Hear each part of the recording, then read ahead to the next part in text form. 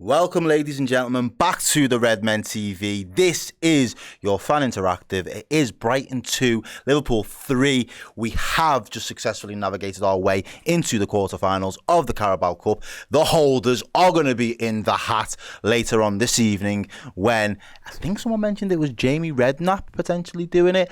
After the City game, there are still games being played. There's been scores all over the shop tonight, if I'm being completely honest with you. I didn't expect there to be as many goals tonight in the Liverpool game. Expected to be one goal in it, so I was right in that respect. Brighton, for all intents and purposes, gave a very good account of themselves, as they often do when they come up against Liverpool. But tonight, the quality that we had, particularly in a couple of our wingers, left wingers more specifically in Luis Diaz and Cody Gakpo, bagging himself a little brace, does really well. Full-time scores at the moment, you've got Aston Villa 1, Crystal Palace 2, Newcastle 2-0 up, Arsenal 3-0 up, and Tottenham at the time of recording 2-1 up against Manchester City. And like I've just said, Liverpool 3, Brighton 2 has been an interesting and eventful evening. That Scouser says, Errol, are you going to be sticking around for the draw? If, ladies and gentlemen, if the draw comes on when I'm still doing one of these two shows tonight, please do let me know who we've got. We'll have a little bit of a chat about it. And if I can stay on and we can stay live, I will try my utmost to do so. Man United as well. I forgot to mention their score there, 5-2 up against Leicester. Funny what happens without the Ten Hag at the wheel, innit? But yeah, let's get into some of your thoughts. Motors here, Ali, yes, the draw is tonight, but we've still got a little bit of time before we get to that, so just bear with us. Who else have we got in the chat? Yeah, right, let's go. Let's get into it. Ladies, gents, please do, you know how this show works by now. It is your fan interactive. It is your opportunity to have your say. Let us know your thoughts. Let us know your feelings. Let us know how you dissected that game, which players impressed you, which players left you a little bit underwhelmed. Let's talk about it, because we'll be talking roughly about 20-25 minutes here before we do head over to the player rankings as well, and then we will do the scores on the board. Okay, so I personally didn't think Liverpool today was going to be all out attack. I didn't think we would be, at our most fluid best. I thought making that many changes, there was always going to be moments in the game where we would be a little bit vulnerable. But I think in the first half, I think we just edged it, even though the scoreline didn't change. It was 0-0. I did think Liverpool had the better of it and was in a lot of control, large parts of that first half of the game. We could come flying out of the blocks again. It almost felt like it was going to be about the run of play thereafter, but we come flying out the blocks in the second half. And then Brighton do then decide to get a foothold on the game for a while, it seems. And before we wrap up and get a second, I'd just like to get some of your thoughts, really. Damien Monzillo says it was too close for comfort. Yeah, in the end, I think the way in which we concede the second goal, it's very unlucky. Quansah's unlucky. Jaros is completely wrong-footed and rooted to his spot, so there's nothing he can do about it. I just think it was a unfortunate way to concede. Obviously, the timing of it just makes it a little bit more nervy, but I think outside of that, I think Liverpool were in control of the game to that point. Modernista goes with 7 changes, 6 academy lads, great away win. Morton and Treoni and Jaros were excellent. I like that. Yeah, I thought Tyler Morton, for his appearance tonight, was really good on the ball as well. Played a couple of nice passes in midfield, was happy to get on the ball, kept things moving, kept things ticking over. Did never really look out of place or lack of any real quality. Thought it was a good performance by him. And I think, the goalkeeper deserves a special mention tonight. He makes some 2 in particular that I can come straight to mind. Fantastic saves. Saves that not only Kelleher would be proud of, Alisson would have been proud of a couple of those saves as well. So, a lot of credit. Joseph J's literally asking that question. What was your overall thoughts on Jaros tonight? I thought he was brilliant. What was required of him? the passing out from the back, thought there was some good moments there. His handling of the ball, coming to clear and claim for things as well when he was getting fired across into the box.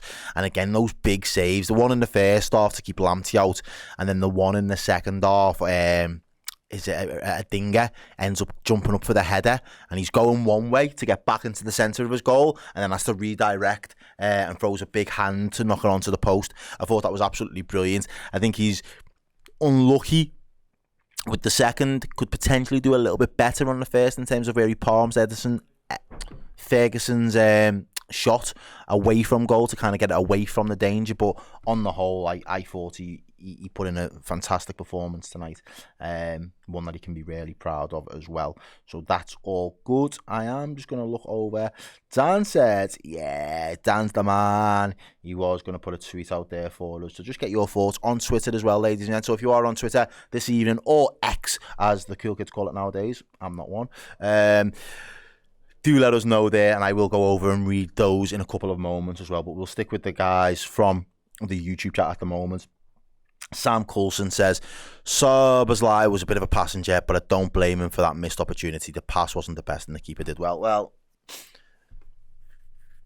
I'm glad that you're all giving him a blight and you're letting him off, because I was ready to rip him a new one. All's well that ends well, because about 60 seconds to 2 minutes later, Gakpo just thinks, well, if no one else is going to bury it, I'll bury it myself. So I was absolutely fine with that. But yeah, I don't think the pass is the best. The keeper makes himself big, which makes him difficult to get the ball past. But I still think that was a big moment for him. Not necessarily in his Liverpool career, but just in this moment that he's going. He's, let's call a spade, ladies and gents. He's having a bit of a difficult time with it all. And I think when players are having a difficult time, you just want your easy wins. Get your easy wins where you can, and get a quick win as well. Someone puts it on a plate for you, you finish your dinner. At the end of the day, you've been called out by your own manager to get more goals and more assists, and they're opportunities that everyone will look at and think, yeah, that's got you written all over it. If anyone's going to be able to finish that, it should be you. And he lacked the composure in that particular moment, and it is what it is. All's well that ends well, I suppose. Baldwin says, why is it Szoboszlai not able to hit the net, then Gakpo? Ooh, why is it Szoboszlai not able to hit the net, then again that Gakpo pass isn't good? Yeah, as I say, kind of just sums up what I was saying, really. The pass itself wasn't the best. I'm just a little bit distracted. Is it Savinho there for City? He's gone down, looks like, and he's a lot of discomfort in their game. That's about to hit the hour mark, ladies and gents. But yeah, just sticking with that. I do think the pass wasn't the best from Gakpo, which is why maybe he decides the second time round to just take it on himself and shoot.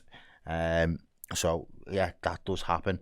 Omar J says, I feel sorry for Quansah, man. I don't feel sorry for him, because this is professional football at the highest level. You get the opportunity to put a shirt on for Liverpool Football Club. These are the levels. It is difficult. I would rather you make your mistakes and learn your craft at this particular level in the Carabao Cup, where, let's be fair, the stakes aren't the highest, and ultimately it hasn't cost us anything. So if that happens, then you can dust yourself off and you can go again. Don't take it to heart. Don't let it weigh too heavy on you. Get it out of your system, because I don't think he had an overall bad game. I think he's had a couple of bad moments that obviously have resulted in goals, but they haven't cost us anything. So from that respect, I think we've also got to allow for these mistakes to happen. Have a little bit of patience.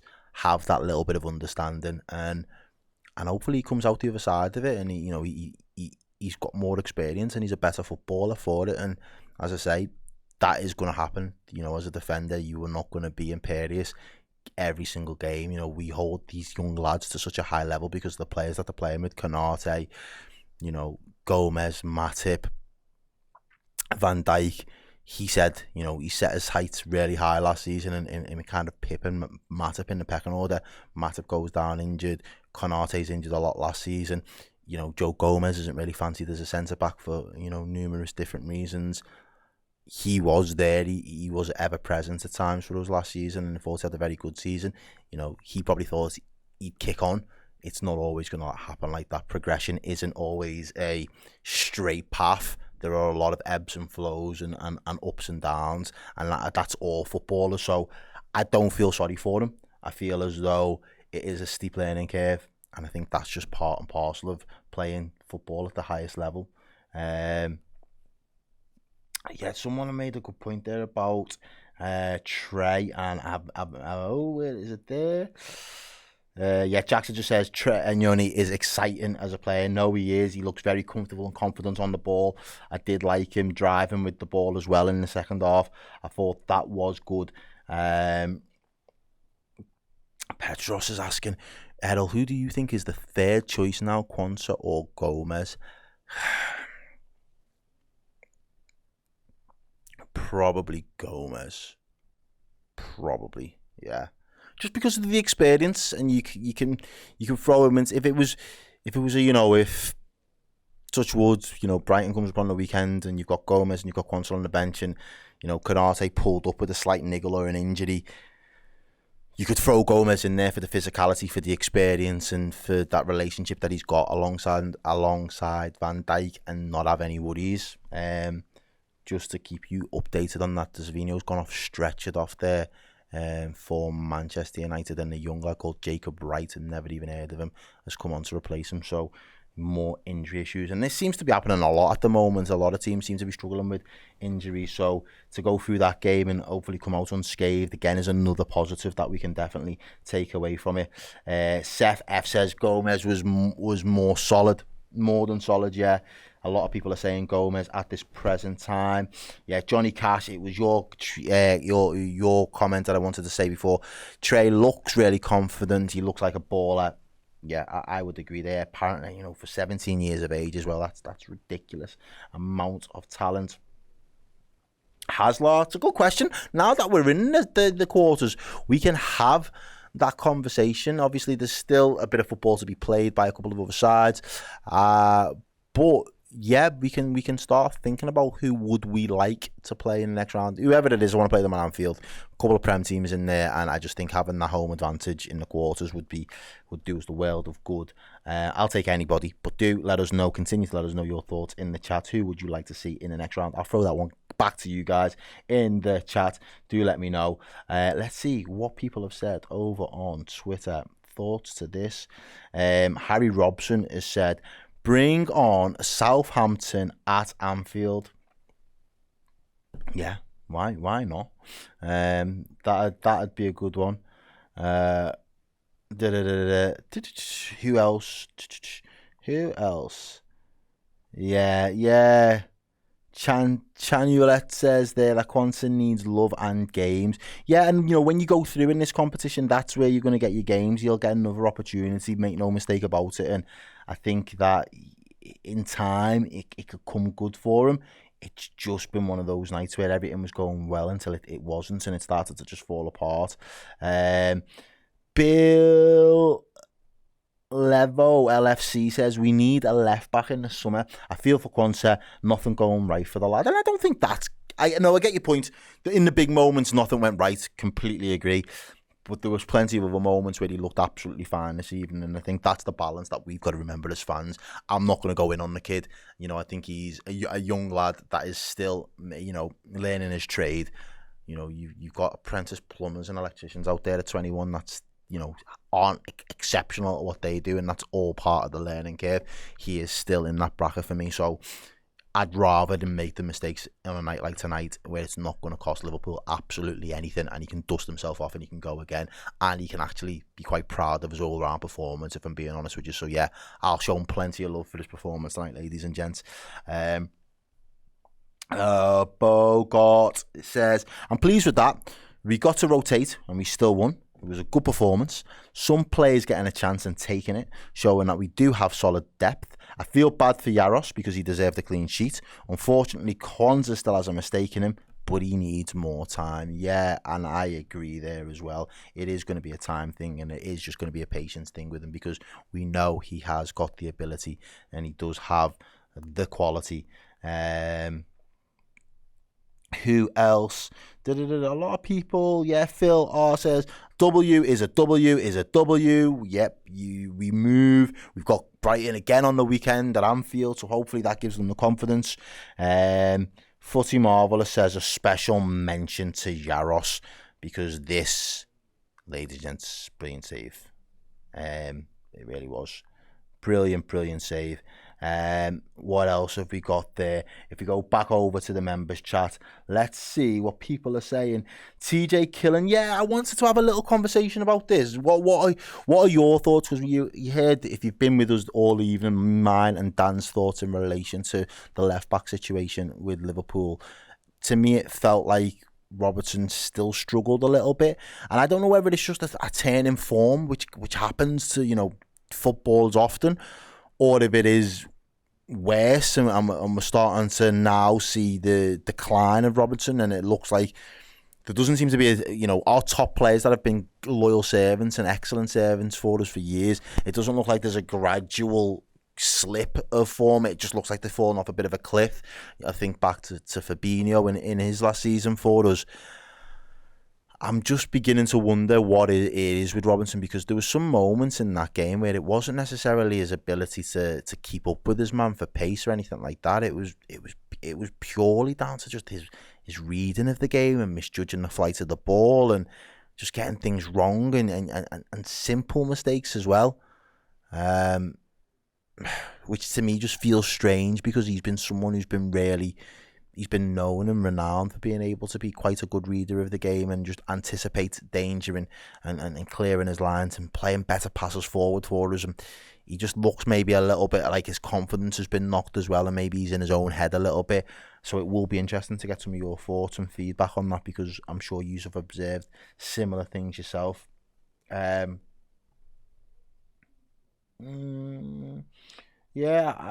Hello Tenchman, he makes a good point. I think some of you are forgetting that Jaros, Bradley and Quansah are all young players. Thought they all did really well today in that back line.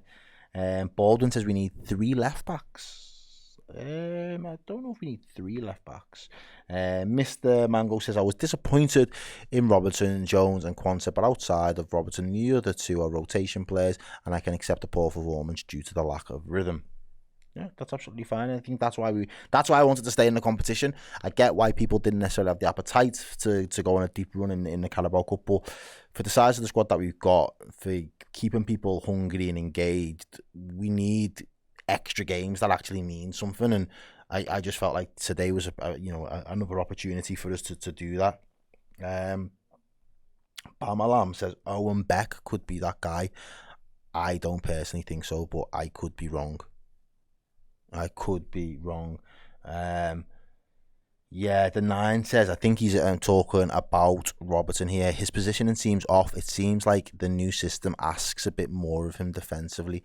It does. It certainly does. It asks more of him, and on the other side, it asks more of Trent defensively. And we've seen that. I think Trent's been very receptive and responded well to it. I think Robbo's might have taken a little bit of time to get up to speed, and as a result, he's more mistakes are creeping into his game.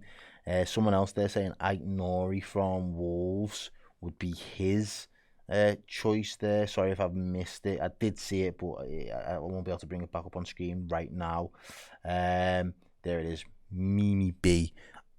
Ike Nori from Wolves. A lot of people say that. A lot of people. I always find the amount of times when people are like, we're linked to this one, this is the one that Liverpool are targeting, I always think it's definitely not that guy. So as much as I've seen bits of him and think he's a good player, I don't think Liverpool end up doing a deal for him. Could be wrong, but I just don't see it happening. Unless he then turns around to say that he can't defend for shit anyway. So, Seth doesn't think he's tough enough either. So there's still question marks there. It's not an easy position to go and fill and cover, and I think whether it's going to be a full-out fullback or it's going to be a left-sided centre-half that can do a little bit of both, it's yet to be seen. I'm quite interested to see what Slot does when he does get a bit of a transfer purse to go and buy the players that he wants in his mould. I don't particularly think Chiesa was his man. I think it was more of an opportunistic signing because the chance came up and we took a gamble on him. But I just really want to see how he starts to mould his squad going forward. It will be really interesting because I think at this moment in time, if we continue on this trajectory up until the January transfer window, I think there's a good argument to say that he can go into the lads, above him and say, look, this is what I've done with what you have given me. And, this is what I'd like to do if you give me what I actually want as well. And I think he will have earned the right to be able to say that if we continue in the way that we have at this moment in time. And I think at that point, you've kind of got to back him with some funds in order to allow him to get the player profiles and get the individuals that he wants in and around this squad. So I'd completely be up for that. Who else? Right. Jeff Barker says, Robertson's been bad for 12 months at least. What team have you been watching? Me? I mean, I've been watching Liverpool pretty consistently as well, to be fair. And that's not to say that he hasn't had his moments in the last 12 months, but I still think he's been decent enough. I don't think he's dropped off completely. I think I've raised questions of our left-hand side a lot for a while. I just don't know if he's the long-term solution. I don't think he is the long-term answer anymore. I think we need to do some sort of succession planning, which is absolutely fine. I think he needs to still be in and around this squad. I wouldn't get rid of him at this moment. But yeah, as I say, everybody is entitled to their opinion, and I'm here for that, and I will read them out. And I do not shy away from comments, good, bad, and indifferent. So yeah. There we go. Mimi B there giving me some updates. Villa are out. Chelsea are out. Yeah, those lads there may potentially hedging their bets in the Premier League, wanting to make sure that they can scrap it out for Champions League places. So, ladies and gents, have we got any more for any more? Is there any more thoughts? Have I missed anything? Is there anything pressing that you wanted to discuss? Because there is still best part of 18 minutes to be played in the City game, which means that the draw will happen live after that. So you're probably looking about another 25 minutes. We could probably do another 5 minutes here.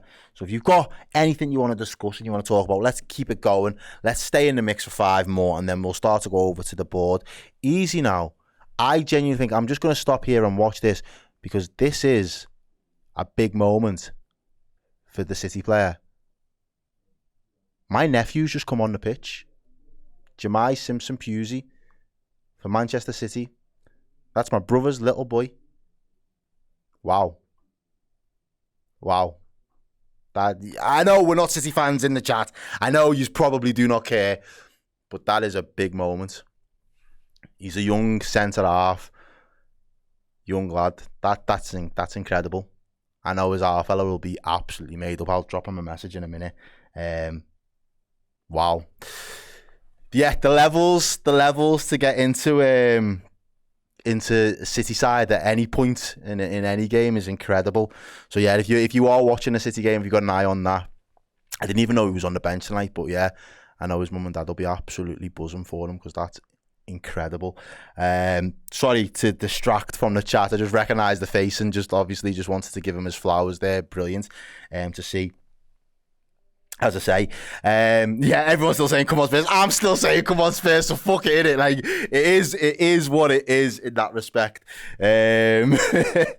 But yeah, I think, from a footballer's perspective, I think tonight has been good for the neutrals, and it's good for us because we're still in the competition. Some of the big names in the Premier League have been knocked out of the competition as well. They've been taken out of the cup, which makes the pathway towards, obviously, Wembley a little bit easier. I'd love a little home game. I'd love us to get somebody nice and easy. It's no easy games, but I would, just because I do think it does benefit us. Thank you very much, everybody in the chat there. Yeah, big up him as well. And everyone saying, yeah, Shaggy Fowler there, hoping we're getting a home draw. That would be lovely. That would be absolutely incredible. That would be incredible. And goalkeepers wise, what do we do next season? Well, it's a conversation. There will be a conversation to be had. Dan informed me earlier on that Jaros is out of contract next in the summer. What do we do next season? At goalkeeper, we will have Alisson, Kelleher, Jaros, and Marmadashvili. Plus, Jaros is out of contract, yeah, as we just mentioned. I think I think Kelleher will push for that move that he's wanted now for at least 12 months. And I think, he's another one who's been a terrific servant and he fully deserves it. I hope he moves to another Premier League side as their first choice goalkeeper, because I think he's good enough. I think Mamardashvili then becomes the number 2. If Jaros keeps getting moments like this and showing what he's capable of, I don't see any harm in keeping him around. He's only 23. Who knows if he just wants to stick around a squad of this quality for the next year or two before he then goes and makes that move and that step up. So that would be, that would be the 3 that I would keep. And it's not because I want to get rid of Kelleher. Make no mistake about it. I don't want to get rid of Kelleher. I want him to be able to go out and be a first choice goalkeeper. That'd be really something that I think he deserves, and I think he's earned the right to be able to do that now. And as I say, I don't think the pathway there is for him to do that at Liverpool with Alisson still being here, and obviously us investing the money in Mohamed. That's really, I think that seems to be the long-term suitor for that position. And then potentially then it might mean that Jaros does become the number 2 and the backup, and that might be good enough if he progresses. So we'll have to wait and see. But if it was me come the summer, it would look more like Alisson, Mamardashvili, and then Jaros with Kelleher probably going out the exit door for a fee of around 30 million. I'd take as well for him. I think that would be fair. Think how much. Who was it? Was it Southampton? Usually gone back to Southampton. Aaron Ramsdale ended up going to Arsenal when they bought him, and I think Kelleher's better than him, and Arsenal paid big bucks for him at the time. So yeah, that's what I'm saying. Motor Ali says, if it was up to me, I would let Alisson retire at the club. I love him too. I would be happy to do that. Sam says, I wouldn't want Kelleher to go to another Prem club. I'd rather he go for another big league. Don't want to come up against him because he's immense. Yeah, I don't, but maybe that's his preference. Maybe he wants to stay in and around, the Premier League and try and ply his trade over here. Equally, if he decided to go on the continent and went somewhere else, I still think he'd pull up trees, because I think he's just that good. I think, with a decent back four in front of him, I think he's a very good goalkeeper. He's good with his feet. He's good on the ball. He's calm. He's composed. Slight. He's not a big, dominant, kind of dominant figure in the goal, but he gets about. I think he deserves it more than anything else. I think it's a tough job having to come in as a number 2 sometimes and be switched on, but he's had a couple of wobbly moments, but outside of that, I don't think he's really let us down. I think on the whole, he's been absolutely superb for us. And yes, massive. He can score a penalty too. And he's not bad at saving them either. He's not bad at saving them. So yeah, there's not many better number 2s in the league. Ladies and gents, I think we are good, because there's only about 12 minutes left of the City game. I won't be able to watch the last 10 because I'm going to go over to the board. So we're going to wrap up this show, but do stick around because we haven't finished yet. We've still got content coming at you thick and fast. I'll be at the board doing the player rankings. We're going to go through the players. We're going to rank them from boss, sound, are you messing? We're going to look at some of the players there, some of the new lads. Some of the lads that haven't had many minutes so far this season, we are going to see how they all fare. So I'm going to need your help for us to be able to do that as well. So help talk me through. Let me know your thoughts. Get some names in the chat. Also, let me know who your man of the match is. Because you know what? They've moved the man of the match board and the magnet, and that'll be the hardest one for me to find now. But anyway, we move, and I will head over to the board. So join me after this short break, and we'll go through the player rankings.